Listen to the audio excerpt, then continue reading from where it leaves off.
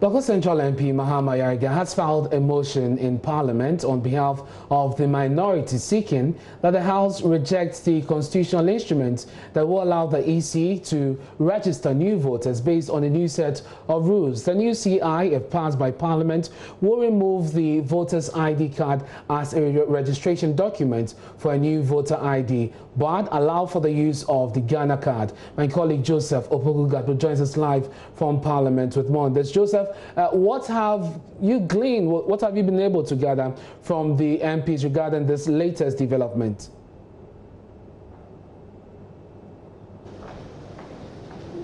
Well, Joseph, if you can hear me, what do you know as far as this move is concerned? We know that the minority would want this withdrawn. Tell us more about this as you're learning.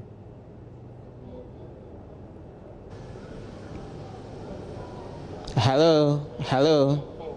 Yes, Joseph, we can hear you. And I know that you're learning more about this move by MP for Bako Central, Mahama Yariga, who wants to initiate moves to get the House to reject the CI that will regulate the registration of new voters for the December polls. What more can you tell us?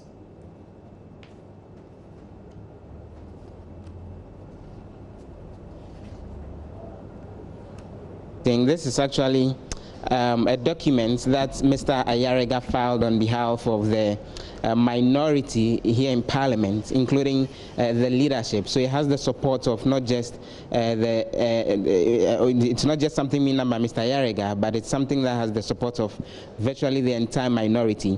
And essentially they're asking that Parliament takes a decision and goes ahead to reject the constitutional instruments that would allow for the new voters register to actually come into being with the expected changes that actually have to do with the removal of people who would come in with the old voters register as possible registrants. As we know, it's captured in the old documentation, and also to allow for the use of the Ghana card. That document was actually filed on the 19th of May from what we gather, but the opportunity has been given yet for that motion to be filed and moved on the floor of Parliament itself. We're waiting for that to be done, and so it's unclear when the Speaker will give the green light in order for that to be done. But once that green light is given, Mr. Ayariga would go ahead and move the motion, give the details of why he thinks the CI should actually be rejected, and once that is done, then the House will vote on it. If the majority vote in its favor, then we'll see a situation where the House will be rejecting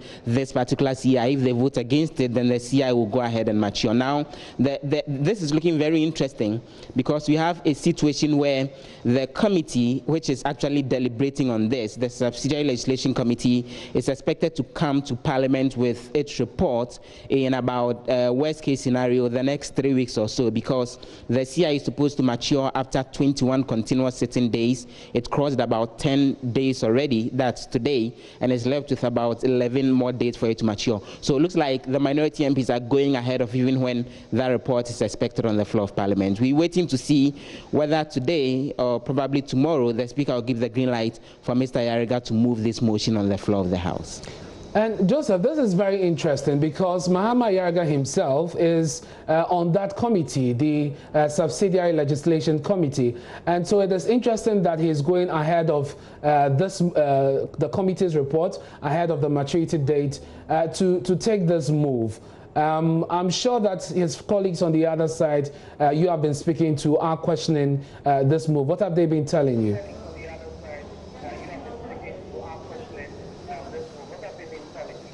In fact, Mr. Ayariga used to be the chairman of that particular committee, the Subsidiary Legislation Committee, until sometime last year when he was removed for Dominic Ayeni, Dr. Dominic Ayeni, the MP for Bolgatanga East, to take over as the chairman of that particular committee. Well, for those on the majority side, they think this is something that will not actually fly in terms of it getting the necessary backing of more than 2/3 of all the members of Parliament in order for it to get the necessary approval. But everyone says they're just holding on because even at the level of the Speaker of Parliament, the decision hasn't been taken yet to allow for him to move this motion. So everyone is just keeping a cross finger for that day to come, and then the various arguments will be made. Well, Joseph, what more can you tell us about proceedings in Parliament today?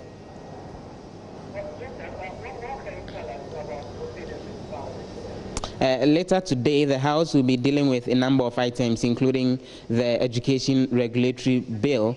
This is actually a bill that will see some changes to the body that undertakes the governing of education in the country, and it's merging a number of institutions together, including the National Accreditations Board, to form that particular education regulatory institution. It's one of the several education-related bills that are currently before the House for the necessary consideration, and the House will be spending quite some time dealing with that later today, even as they deal with other items, including some loan facilities that we understand will be laid on the floor of the House for the necessary approval.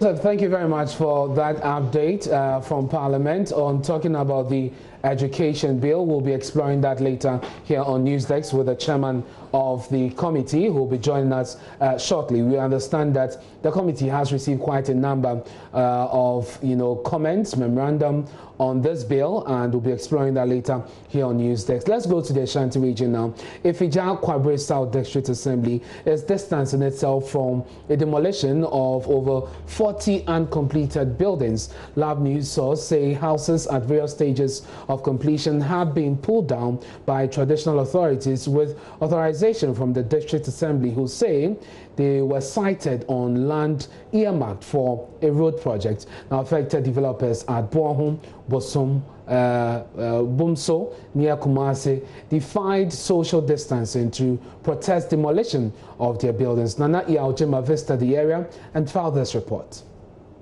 Cement blocks, whole and broken, fill the space. Rubble of a 6-bedroom house, which was nearing the roofing stage. Here is owner. She says, "How much did I pay for the land for you to bring people to destroy a whole building?" The assembly say they've not sent anyone, so I'm asking who is responsible. She produces the site plan, allocation paper, and other documents to prove legal acquisition and ownership. Other victims share similar stories. It is a 6-bedroom house. Each of them has a washroom. We had built to an advanced stage, and I have documents covering everything. I don't know what to do.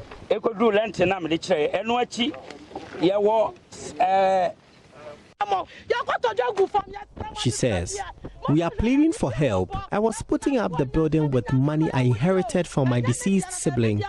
It is for his children." Checks at the assembly reveal the town's current chief, Nana Osayakuto, has caused a redemarcation of the land from the plan by his predecessor. The assembly says it had only sanctioned removal of tree stumps, blocking access to houses under construction. Christian Edupoku is Ifija Kwabre South District Chief Executive.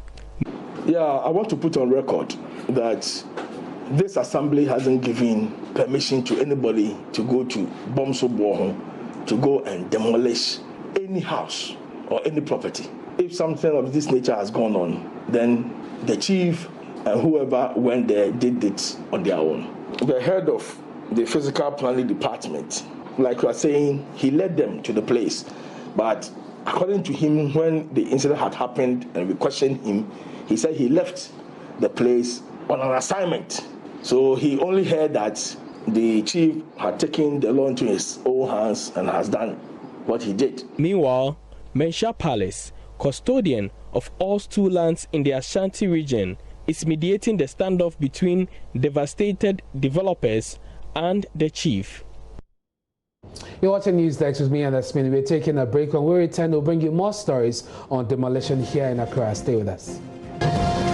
Now, a 24-year-old man has been arrested for issuing fake insurance and roadworthy stickers in the Ashanti regional capital, Kumasi. Abdurrahman was arrested at Abuabo No. 1 in a combined operation in Kumasi by National Insurance Commission and the Ghana Police Service. It is part of moves to arrest members of a supposed cartel producing fake insurance and roadworthy stickers in the region. There's more in the following report by Prince Apia.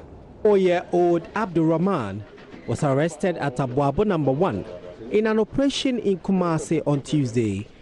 2 laptops, A printer and samples of fake insurance stickers were retrieved from his home.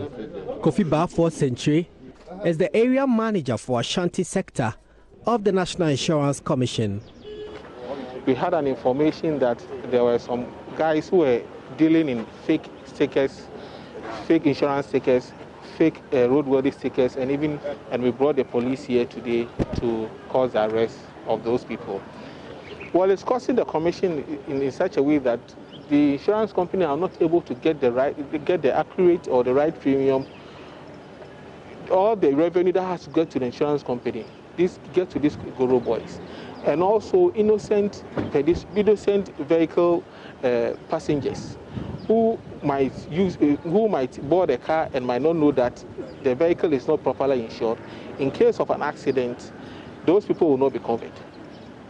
That is the effect of the fake insurance system. Available information suggests about 40% of vehicles in Ghana are said to be either uninsured or have fake insurance stickers. A new system introduced early this year, the Motor Insurance Database, was meant to reduce the incidence of fake insurance stickers.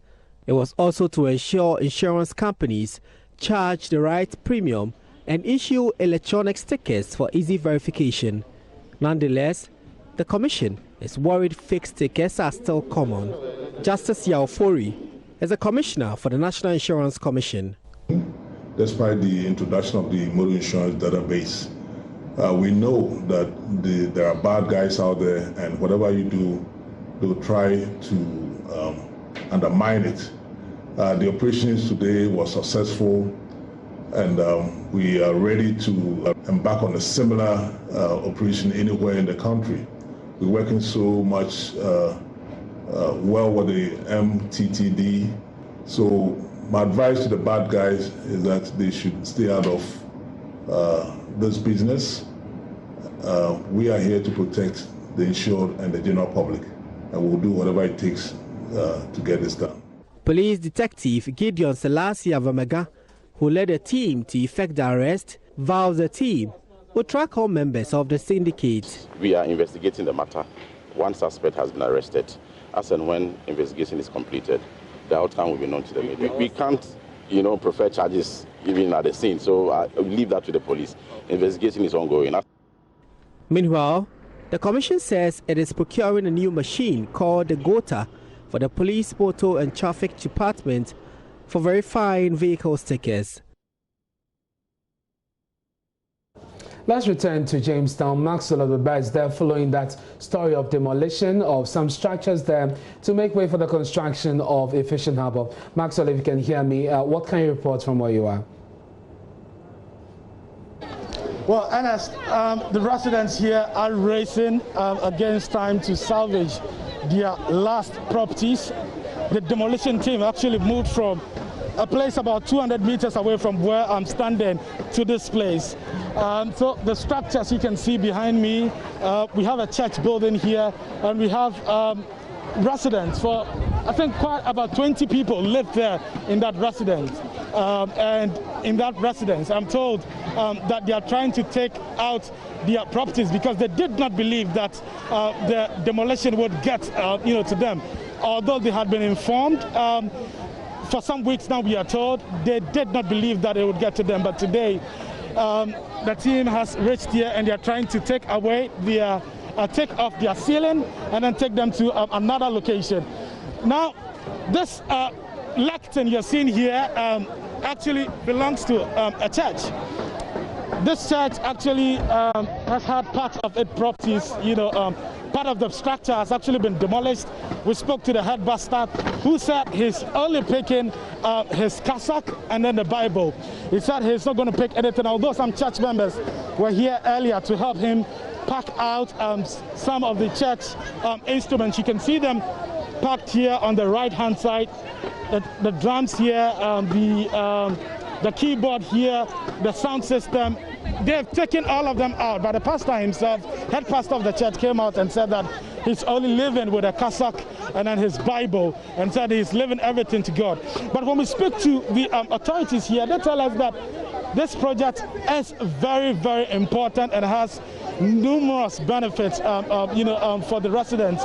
They talk about how the project itself has been postponed for many years because there wasn't, the political will was simply not there, to start the project. Even when you interact with the residents, they tell you that during, President John Mahama's era, there was a demolition here, nothing was started. During President Kufuor's era, there was a demolition here to start the Jamestown Fishing Harbor project, but nothing really, the project didn't take off, from the ground. They said it has been many years and many years of trying to start the project and demolishing properties here. So that is why some of them are not quite excited about it, because they think that it's just going to be another demolition and the project itself will not take off. I've been speaking to the chief fisherman here who tells me that the residents are not seeing the initial benefits and the need to demolish their properties. But he thinks that in the long term, they would definitely see the enormous benefits that this project is going to bring to them. So if you come here, usually on a weekday, you find people, doing business, you find fishing activities, going on. But that has all halted now as the residents are standing on this hill here. Some of them are behind me watching the demolition team as they go about bringing down the structures here, Ernest. Yes, and Maxwell, yesterday when we spoke to the Coastal Development Authority, they denied that they weren't given enough notice, as the residents told us yesterday. Have you found out from them if indeed some of them were given notices at all, and if the issue of compensation came up in talks with them? Well, if you speak to the residents, they tell you that they were not given any advance notice. But the authorities here on the ground tell us that they were informed. They were informed many weeks ahead before the team moved in here to bring down the structures. For now, we are told that we are thinking about a compensation package for them. But that will be difficult, mainly because many of them do not have the permits to actually stay here in the first place. One of the opinion leaders I spoke to said many of the people who live here are actually squatters who live in shacks here, so they really do not have the permits, to stay here. So going in to demolish their properties and then compensating them will be a difficult thing for them to do.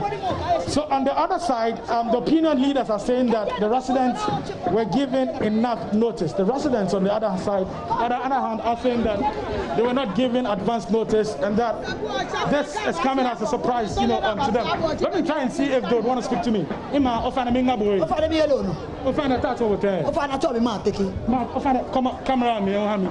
Ofana abonye amanye. Ake ababa kumobia na ake woloko ake woloko wata sitruka na bana kumobia e ka prepare kwa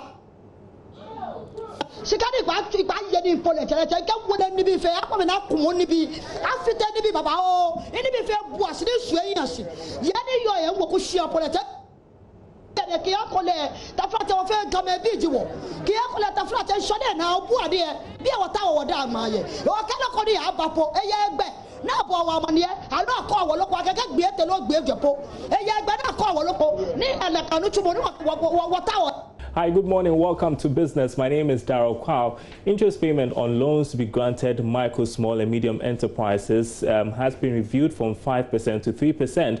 According to the Executive Director of the National Board for Small-Scale Industries, Kosi Yankee Aye, government decided to review in response to the plight of small businesses in the country. She was addressing today's COVID-19 press briefing. The interest rate, after deliberations with the President and the Ministry of Finance and Ministry of Trade and Industry, after conducting a survey with about 1,700 MSMEs in Ghana.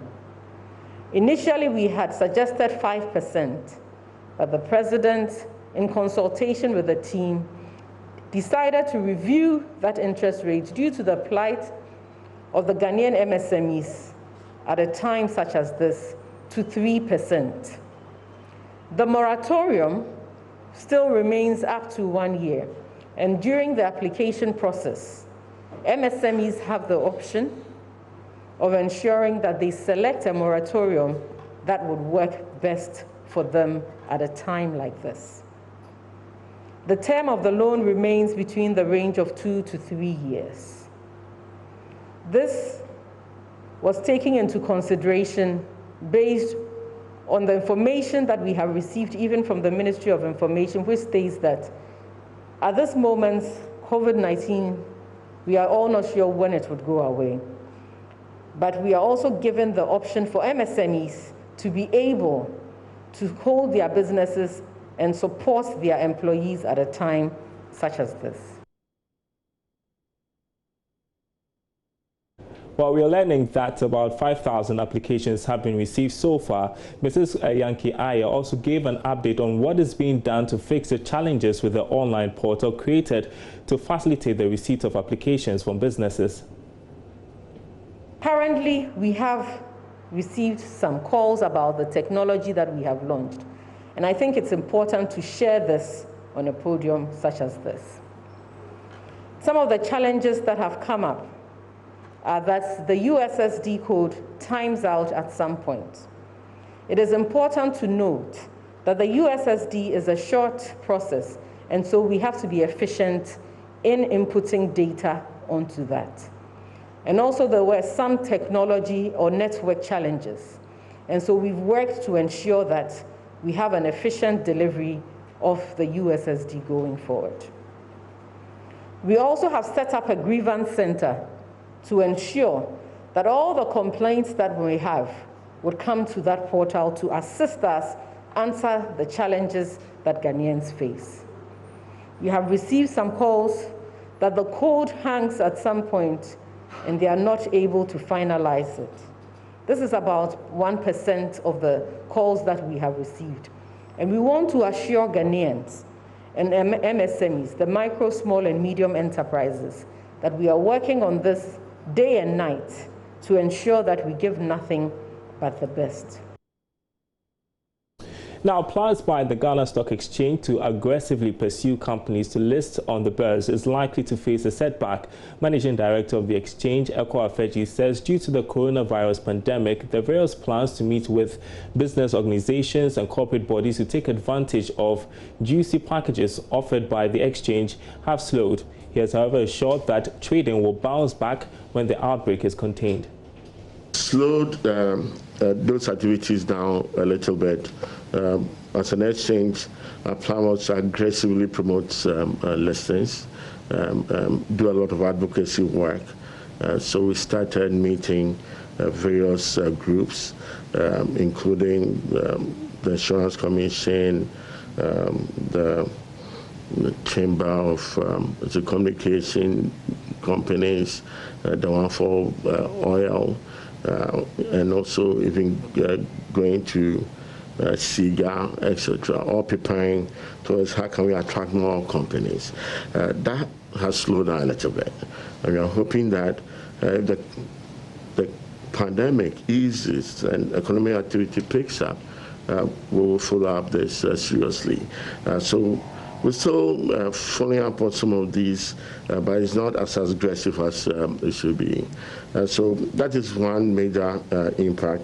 We can't do a lot of promotional activities as we speak now. So that has negatively affected these other things that we do. So you realize that we're on the quiet. Because this is not the time to be too aggressive when people are making a lot of lawsuits. And that's your business update. The news continues after this break.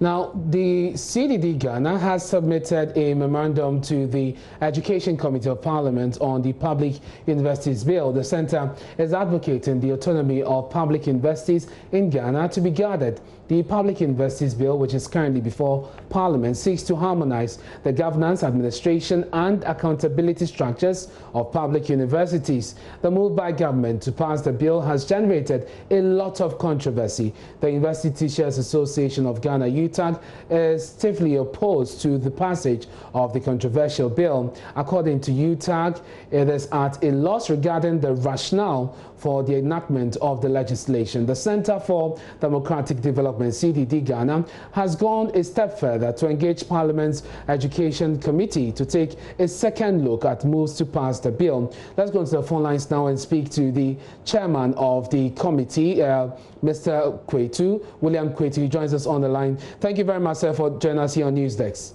You're welcome. Thank you, too. So the bill has been referred to your committee to take a look at it, report back to the House, and then continue with the rest of the process.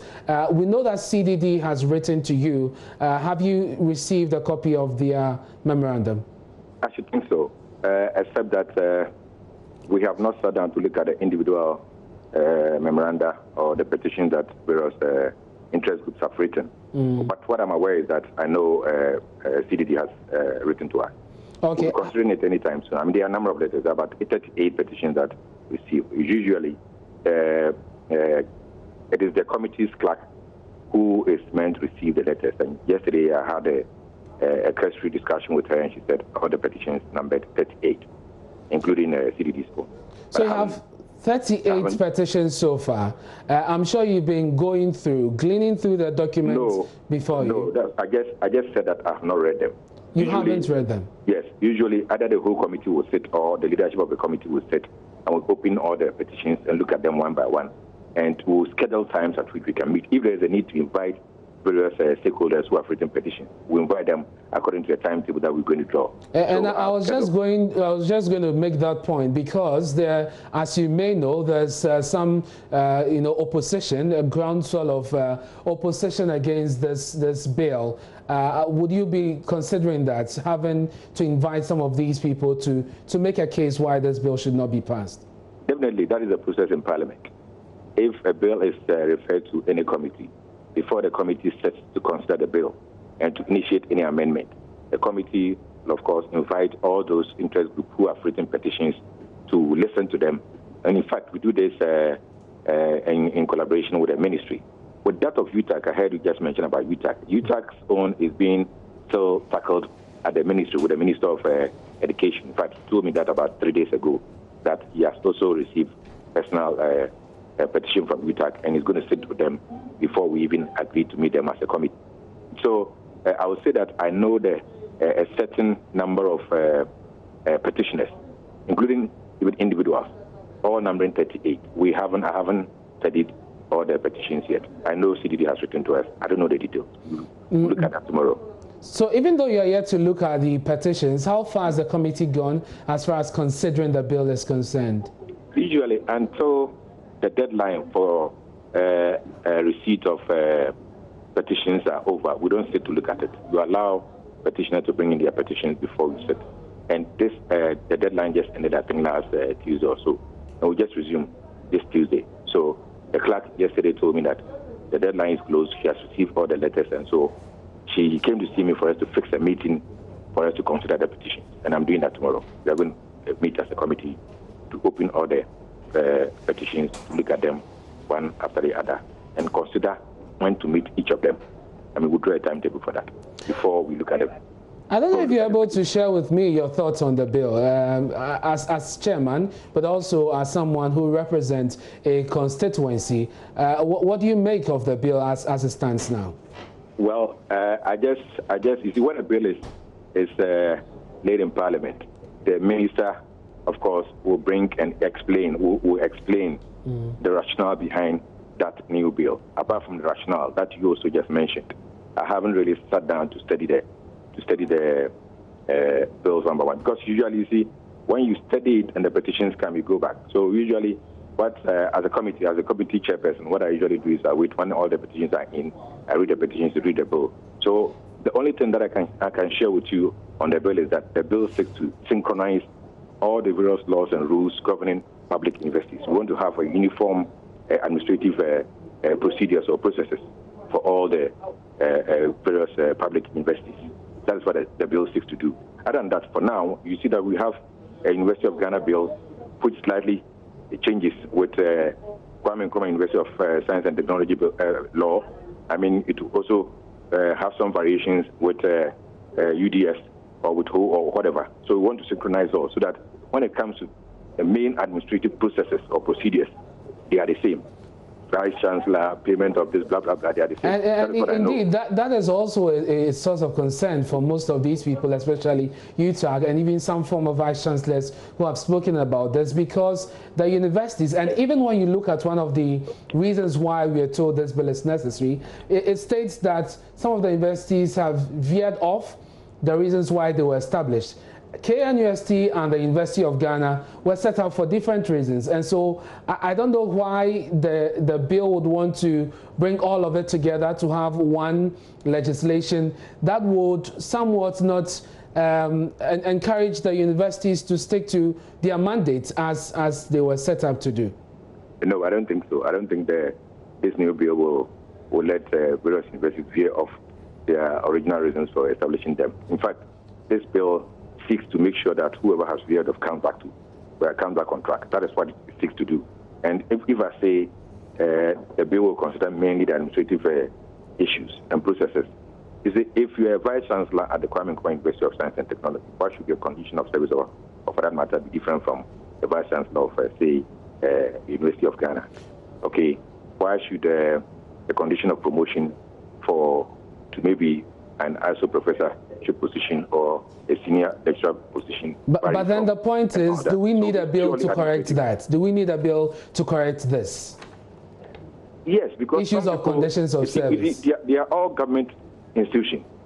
You cannot have different conditions if you are all government institutions. Like, assuming someone will say that, let's take the Ministry of Education, for instance, and then a teacher, teaches somewhere in, say, Maoli Secondary, and another teacher teaches somewhere and say your conditions of service should be different. No. Once you are all drawing your income and everything from the consolidated fund, from government coffers, I think that the laws governing these processes should be the same. But Mr. Kwetu, at the heart of this is really academic freedom, and they look at what government seeks to do with the bill as far as the composition of a council is concerned. Government seeks to have the numbers, the opportunity to appoint more people, and that will create problems. In fact, a former Vice Chancellor who spoke on PM Express with Evans Spencer said it will make the Vice Chancellors of the various universities puppets. And there'll be so much control that the universities will lose their autonomy, as it were. And that is at the heart of this issue. But no matter what it is, my brother, I want to assure that definitely a compromise will be reached. Just before the bill is finally passed, all these petitions will be considered and all their concerns will be addressed. This is, let me put it, a draft bill. The draft bill is going to go through serious amendment. So all the concerns that they are free. That is why I'm saying that the timetable is drawn to know when we are going to receive these petitions, and we'll bring them to the table here in Parliament. Sometimes some people come 2-3 days, and then they share all their concerns. The minister is seated there, all of us are seated there, and then we judge and come to a compromise. That is what the making of bills go through. That is why we'll put it out there that this is the bill, this is the draft bill. Bring your concerns. So they have got their concerns. Their concerns are going to be considered. If you do remember, just yesterday or so, and there was a letter out concerning this pre-tertiary bill, where the various teacher unions are against decentralization of what do you call it, primary JHS level education.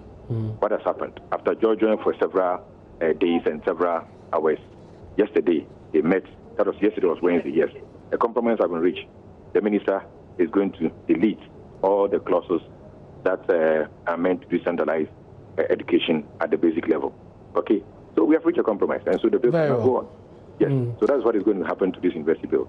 Thank you so much. Thank you so much for your time. Thank you so much for your time here on News Desk. That's the chairman of the Education Committee of Parliament, William Kwetu, joining us with an update on the Public Universities Bill, which is before them. That's it for the extended version of News Desk. I'll be back at midday with more stories. Please stay with JoyNews.